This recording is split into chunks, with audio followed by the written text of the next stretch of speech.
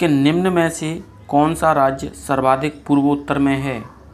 पहला ऑप्शन है नागालैंड, दूसरा ऑप्शन है अरुणाचल प्रदेश, तीसरा ऑप्शन है असम और चौथा ऑप्शन है सिक्किम। तो जो सर्वाधिक पूर्वोत्तर में स्थित है वह आपका अरुणाचल प्रदेश है। क्या है? अरुणाचल प्रदेश है। इसका दूसरा आंसर एकदम सही आंसर है। नेक्स्ट क्वेश्चन देखते हैं कि प्रकृति ने मृदा की 1 इंच मोटी परत बनाने में कितना समय लिया है? यानी जो प्रकृति है इसने मृदा की 1 इंच मोटी परत बनाने में कितना समय लिया है? पहला ऑप्शन है 10 से 2 वर्ष, दूसरा ऑप्शन है 4 से 5 वर्ष और तीसरा ऑप्शन है 100 से 4 वर्ष और चौथा ऑप्शन है 2 से 5 वर्ष। तो जो प्रकृति ने मृदा की 1 इंच मोटी परत बनाने के लिए जो सबसे ज़्यादा समय लिया है वह 4 से 5 वर्ष लिया है। क्या लिया है? 4 से 5 वर्ष लिया है। इसका ऑप्शन नंबर दूसरा एकदम राइट आंसर हो जाएगा। नेक्स्ट क्वेश्चन देखते हैं कि वन महोत्सव महत्वपूर्ण है क्यों? यानी जो वन महोत्सव है वह महत्वपूर्ण है क्यों? पहला ऑप्शन है कि नए पौधे से अधिक फल प्राप्त होते हैं, दूसरा ऑप्शन है नए पौधे में अधिक सुंदर प्रतीत होते हैं, तीसरा ऑप्शन है कि वृक्ष लगाने से बढ़ते हुए मरुस्थल को रोकने में सहायता मिलती है और चौथा ऑप्शन है कि इन पर अधिक पत्तियां होने से अधिक प्रकाश संश्लेषण होता है।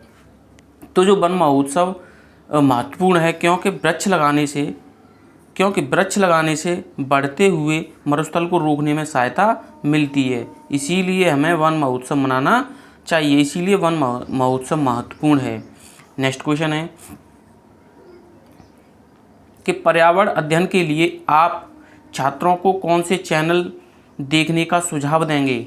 National geography, discovery, animal planet या ये सभी? तो जो पर्यावरण अध्ययन के लिए छात्रों को जो चैनल देखने का जो सुझाव देंगे वो ये सभी होगा। क्या होगा? ये सभी होगा। नेशनल जियोग्राफी भी होगी, डिस्कवरी भी होगी, एनिमल प्लानेट भी होंगे और ये सभी, यानी इसका राइट आंसर हो जाएगा चौथा। नेक्स्ट क्वेश्चन देखते हैं कि राष्ट्रीय पाठचर्या की रूपरेखा 2000 के अनुसार पर्यावरण अध्ययन को किस कक्षा समूह में स्थान दिया गया है? पहली से दूसरी कक्षा में, दूसरा ऑप्शन है इसका कि तीसरी से 5वीं कक्षा में और तीसरा ऑप्शन है कि 6ठी से 8वीं कक्षा में और चौथा ऑप्शन है कि 9वीं से 10वीं कक्षा में। तो जो रूपरेखा 2000 के अनुसार जो पर्यावरण को स्थान दिया गया है वह आपका तीसरी से पाँचवीं कक्षा के लिए स्थान दिया गया है। नेक्स्ट क्वेश्चन देखते हैं कि मुख्यमंत्री की नियुक्ति संविधान के किस अनुच्छेद के तहत की जाती है? यानी जो मुख्यमंत्री हैं उनकी जो किस संविधान के अनुसार उनकी नियुक्ति की जाती है? अनुच्छेद 153, अनुच्छेद 161, अनुच्छेद 163, अनुच्छेद 165। तो जो मुख्यमंत्री की नियुक्ति की जाती है वह अनुच्छेद 163 के तहत की जाती है। किसके तहत की जाती है? अनुच्छेद 163 के तहत की जाती है। नेक्स्ट क्वेश्चन देखते हैं कि विधानसभा का सत्र वर्ष में कम से कम कितनी बार आहूत किया जाना आवश्यक होता है? यानी जो विधानसभा का सत्र होता है उसे वर्ष में कितने बार अनाहूत किया जाना आवश्यक होता है? 1 बार, 2 बार, 3 बार या 4 बार? तो विधानसभा का जो सत्र है कम से कम 1 बार आहूत किया जाना बहुत ही ज़्यादा आवश्यक होता है। नेक्स्ट क्वेश्चन देखते हैं कि भोजन स्थान तथा प्रकाश के लिए सबसे अधिक प्रतिस्पर्धा होती है? पहला ऑप्शन है एक स्थान की निकट संबंध की जातियों में, दूसरा ऑप्शन है कि विभिन्न आवास की निकट संबंधी जातियों में और तीसरा ऑप्शन है कि एक स्थान पर उगी दूर संबंध की जातियों में और चौथा ऑप्शन है कि विभिन्न स्थानों की दूर संबंध की जातियों में। तो जो भोजन स्थान तथा प्रकाश के लिए जो सबसे ज़्यादा अधिक प्रतिस्पर्धा होती है वह एक स्थान की निकट संबंधी जातियों में होती है। कहाँ होती है? एक स्थान की निकट संबंधी जातियों में होती है। नेक्स्ट क्वेश्चन देखते हैं। नेक्स्ट क्वेश्चन है प्रदूषणकारी पदार्थ व रसायन है जो परिवर्तन करता है। पहला ऑप्शन है किसी स्थान की प्राकृतिक वनस्पति में, दूसरा ऑप्शन है वातावरण के प्राकृतिक संतुलन में और तीसरा ऑप्शन है प्राकृतिक भू रासायनिक चक्रों में और चौथा ऑप्शन है किसी स्थान के जंगली पौधे में। तो जो प्रदूषणकारी पदार्थ व रसायन होता है जो परिवर्तन करता है, तो जब किस में परिवर्तन करता है? तो ये जो परिवर्तन करता है वातावरण के प्राकृतिक संतुलन में परिवर्तन करता है। किस में करता है? वातावरण के संतुलन में परिवर्तन करता है। नेक्स्ट क्वेश्चन देखते हैं कि पंचायत समिति का गठन होता है, यानी जो पंचायत समिति है इसका गठन होता है ग्राम स्तर पर, प्रखंड स्तर पर, अनुमंडल स्तर पर या जिला स्तर पर। तो जो पंचायत समिति है वो प्रखंड स्तर पर इसका गठन होता है। कहाँ पर होता है? प्रखंड स्तर पर इसका गठन होता है। नेक्स्ट क्वेश्चन देखते हैं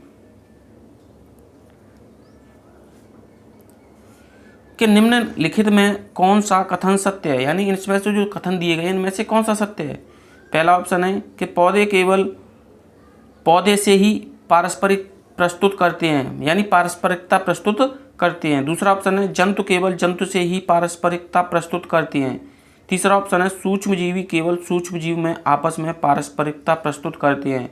और चौथा ऑप्शन है पौधों, जंतुओं और सूक्ष्मजीवों में आपस में पारस्परिकता संबंध होता है। तो इसका जो आंसर हो जाएगा वो हो जाएगा चौथा, यानी पौधों, जंतुओं तथा सूक्ष्मजीवों में आपस में पारस्परिकता का संबंध होता है। नेक्स्ट क्वेश्चन है कि धुएं से आंखें, यानी धुओं से आंखों में जलन पैदा करने वाला होता है, यानी धुएं से आंखों में जलन पैदा करने वाला होता है। पहला ऑप्शन है सल्फर डाइऑक्साइड, दूसरा है पेन जिसे पर ऑक्सी एसिड नाइट्रेट कहते हैं, तीसरा है ओजोन और चौथा है नाइट्रिक ऑक्साइड। तो जो आँखों में जलन होती है धुएं के कारण वह आपका होता है नाइट्रिक ऑक्साइड। क्या होता है? नाइट्रिक ऑक्साइड होता है। नेक्स्ट क्वेश्चन देखते हैं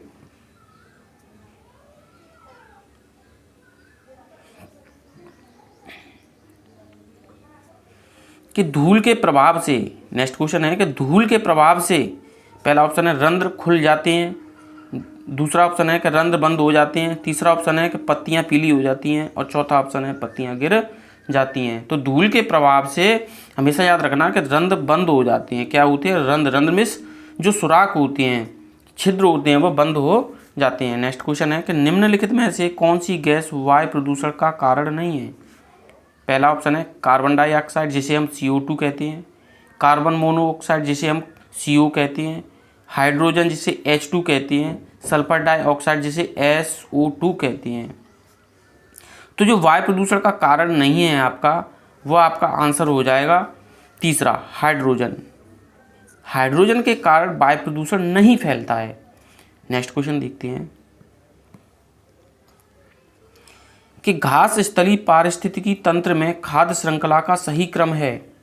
पहला ऑप्शन है घास, टिड्डे, सर्प, मेंढक और बाज, दूसरा ऑप्शन है घास, टिड्डे, मेंढक, सर्प और बाज, तीसरा ऑप्शन है घास, मेंढक, टिड्डे, सर्प, बाज और चौथा ऑप्शन है बाज, सर्प, मेंढक, टिड्डे और घास। तो जो घास स्थलीय पारिस्थितिकी तंत्र में जो खाद्य श्रृंखला का सही क्रम है वह आपका आंसर हो जाएगा घास है, टिड्डे हैं, मेंढक है, सर्प है और बाज है, यानी दूसरा ऑप्शन इसका सही आंसर हो जाता है। नेक्स्ट क्वेश्चन है कि गुरु शिखर पर्वत चोटी किस राज्य में अवस्थित है? पहला ऑप्शन है गुजरात में, दूसरा ऑप्शन है राजस्थान में और तीसरा ऑप्शन है मध्य प्रदेश में, चौथा ऑप्शन है कि महाराष्ट्र में। तो जो गुरु शिखर पर्वत चोटी वह राज्य में अवस्थित है तो वह राजस्थान राज्य में है। कहाँ पर है? राजस्थान राज्य में है। नेक्स्ट क्वेश्चन देखते हैं कि निम्न नगरों में से, यानी निम्न नगरों में कौन गंगा के दाहिने किनारे पर नहीं है? इलाहाबाद, हरिद्वार, वाराणसी या कानपुर। तो जो दाहिने हाथ पर नहीं है वो वाराणसी नहीं है। कौन, क्या नहीं है? वाराणसी नहीं है। नेक्स्ट क्वेश्चन है कि दो बड़ी घटनाएं जिन्हें यानी MIC तथा चिरनोबिल त्रासदी नाम से जाना जाता है, कहाँ व कब घटित हुई थी? भोपाल में 1984 में, यूक्रेन में 1996 में। भोपाल में 1984 में या यूक्रेन में 1986 में? भोपाल में 1984 में, यूक्रेन में 1988 में और भोपाल में 1986 में, रूस में 1988 में। तो ये MIC जो चिरनोबिल त्रासदी थी वह आपकी जो भोपाल में हुई थी वह तो हुई थी 1984 में। कब हुई थी? 1984 में। और जो यूक्रेन में हुई थी 1986 में हुई थी। कहाँ हुई थी? 1984 और 86 में हुई थी। तो इसका B ऑप्शन यानी दूसरा ऑप्शन बिल्कुल राइट आंसर हो जाएगा। नेक्स्ट क्वेश्चन देखते हैं कि किस वर्ष पर्यावरण एवं विकास आयोग की स्थापना की गई है। पहला ऑप्शन है वर्ष 1978 में, दूसरा ऑप्शन है कि वर्ष 1981 में, तीसरा ऑप्शन है कि 1984 में और चौथा ऑप्शन है कि 1987 में। तो पर्यावरण एवं विकास आयोग की जो स्थापना की गई है वह आपकी 1984 ईस्वी में की गई है। कब की गई है? 1984 में की गई है। इसका तीसरा ऑप्शन एकदम सही आंसर हो जाएगा। नेक्स्ट क्वेश्चन देखते हैं कि आर्सेनिक के लगातार संपर्क में रहने से कौन सी बीमारी हो जाती है। जो आर्सेनिक है इसके लगातार संपर्क में रहने से कौन सी बीमारी हो जाती है। पहला ऑप्शन है रेड फुट, दूसरा ऑप्शन है ब्लैक फुट, तीसरा ऑप्शन है वाइट फुट और चौथा ऑप्शन है ब्लू फुट। तो जो आर्सेनिक के लगातार संपर्क में रहने से ब्लैक फुट बीमारी हो जाती है। कैसी हो जाती है? कौन सी हो जाती है? ब्लैक फुट बीमारी हो जाती है। नेक्स्ट क्वेश्चन है कि दक्षिण भारत का सर्वोत्तम शिखर है, यानी दक्षिण भारत का सर्वोत्तम शिखर है। पहला ऑप्शन है अनाईमुड़ी, दूसरा ऑप्शन है डोडाबेट्टा, तीसरा ऑप्शन है कोडाई कनाल और चौथा ऑप्शन है महेंद्रगिरी। तो जो दक्षिण भारत का सर्वोत्तम जो शिखर है आपका वह अनाईमुड़ी है। क्या है? अनाईमुड़ी है, यानी दक्षिण भारत का सर्वोत्तम शिखर है अनाईमुड़ी। नेक्स्ट क्वेश्चन देखते हैं कि फसल के मैदान में खाद का उपयोग अच्छी पैदावार के लिए या ह्यूमस को जलाने की प्रक्रिया प्राकृतिक रूप से मनुष्य के सीधे हस्तक्षेप को प्रदर्शित करती है। पहला ऑप्शन है पोषण चक्र में, दूसरा ऑप्शन है खनिज चक्र में, तीसरा ऑप्शन है पोषण तल में और चौथा ऑप्शन है ये सभी। तो फसल के मैदान में जो खाद में उपयोग अच्छी पैदावार के लिए, जो ह्यूमस को जलाने के लिए प्राकृतिक मनुष्य को जो सीधे हस्तक्षेप करती है, तो वो आपकी ये सभी हो जाएंगी। पोषण चक्र होता है, खनिज चक्रण होता है और पोषण तल होता है। तो ऑप्शन इसका डी सही हो जाएगा। नेक्स्ट क्वेश्चन देखते हैं कि जल प्रदूषण का प्रमुख प्रभाव निम्नलिखित में से कौन सा है। पहला ऑप्शन है वर्षा की कमी, दूसरा ऑप्शन है जल चक्र का बाधित होना, तीसरा ऑप्शन है जल में लवण की मात्रा बढ़ना और चौथा ऑप्शन है जलीय जीवन के लिए ऑक्सीजन की कमी। तो जो जल प्रदूषण का प्रमुख कारण होता है वह आपका जलीय जीवन के लिए ऑक्सीजन की कमी है। क्या है? जलीय जीवन के लिए ऑक्सीजन की कमी है। चौथा ऑप्शन इसका बिल्कुल सही आंसर है। नेक्स्ट क्वेश्चन देखते हैं कि उभयलिंगी पुष्प में पाया जाता है, यानी जो उभयलिंगी पुष्प में पाया जाता है। पहला ऑप्शन है पुमंग और जायांग, दूसरा ऑप्शन है पुंकेसर और तीसरा ऑप्शन है सभादल और चौथा ऑप्शन है जायांग। तो जो उभयलिंगी पुष्प में जो पाया जाता है वो आपका पुमंग और जायांग पाया जाता है। क्या पाया जाता है? पुमंग और जायांग पाया जाता है, यानी उभयलिंगी पुष्प में जो पाया जाता है पुमंग और जायांग पाया जाता है। नेक्स्ट क्वेश्चन है कि साल, सागौन तथा शीशम किस बायोम के वृक्ष हैं। पहला ऑप्शन है मानसूनी बायोम, दूसरा ऑप्शन है कि रूप सागरी बायोम और तीसरा ऑप्शन है कि विषुवत रेखीय वन बायोम और चौथा ऑप्शन है कि मानसूनी सदाबहारी बायोम। तो इसका जो ऑप्शन हो जाएगा वो आपका हो जाएगा पहला। कौन सा हो जाएगा? पहला, यानी मानसूनी बायोम। यानी साल, सागौन तथा शीशम जो वृक्ष हैं वो मानसूनी बायोम के हैं। किसके हैं? मानसूनी बायोम के हैं। नेक्स्ट क्वेश्चन देखते हैं कि वायुमंडल में निम्नलिखित में से किसके उत्सर्जन से अम्लीय वर्षा होती है। पहला ऑप्शन है नाइट्रोजन तथा सल्फर की ऑक्साइड, दूसरा ऑप्शन है CO2 तथा कार्बन मोनोऑक्साइड, तीसरा ऑप्शन है ओजोन तथा CO2 और चौथा ऑप्शन है कार्बन मोनोऑक्साइड तथा नाइट्रोजन। तो वायुमंडल में जो उत्सर्जन यानी उत्सर्जन जो अम्लीय वर्षा होती है उसका जो सबसे महत्वपूर्ण कारण होता है वो आपका होता है नाइट्रोजन तथा सल्फर की oxide, sulphur dioxide. Next question देखते हैं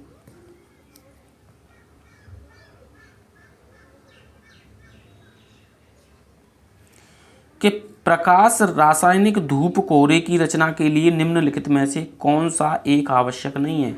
पहला ऑप्शन है ऑक्सीजन, दूसरा ऑप्शन है नाइट्रोजन और तीसरा ऑप्शन है कार्बन मोनोऑक्साइड और चौथा ऑप्शन है सूर्य का प्रकाश।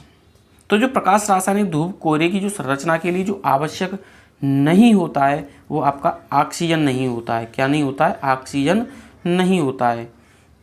नेक्स्ट क्वेश्चन देखते हैं कि कार्बन मोनोऑक्साइड जिसे हम CO2 यानी CO बोलते हैं मनुष्य के लिए हानिकारक है। क्यों हानिकारक है? पहला ऑप्शन है यह ओजोन यानी O3 परत को नष्ट करती है। दूसरा है यह हीमोग्लोबिन से क्रिया करने के लिए ऑक्सीजन यानी O2 से प्रतिक्रिया भी करती है। और तीसरा ऑप्शन है यह कार्बन डाइऑक्साइड यानी CO2 की सांद्रता वातावरण में कम करती है, या उपरोक्त में से कोई नहीं। तो इसका जो ऑप्शन हो जाएगा वो हो जाएगा कि जो कार्बन मोनोऑक्साइड है जिसे हम CO बोलते हैं, यह हीमोग्लोबिन से क्रिया करने के लिए ऑक्सीजन यानी O2 से प्रतियोगिता करती है। ऑप्शन नंबर इसका दूसरा सही हो जाता है। नेक्स्ट क्वेश्चन देखते हैं कि साफ मेघ रहित रातों की तुलना में मेघाच्छन्न रातें अपेक्षाकृत गर्म होती हैं। क्यों गर्म होती हैं? क्योंकि बादल, पहला ऑप्शन है, पृथ्वी से छोड़ी गई ऊष्मा को परावर्तित कर देते हैं। दूसरा ऑप्शन है ठंडी लहरों को आसमान से पृथ्वी तक उतरने से रोकते हैं।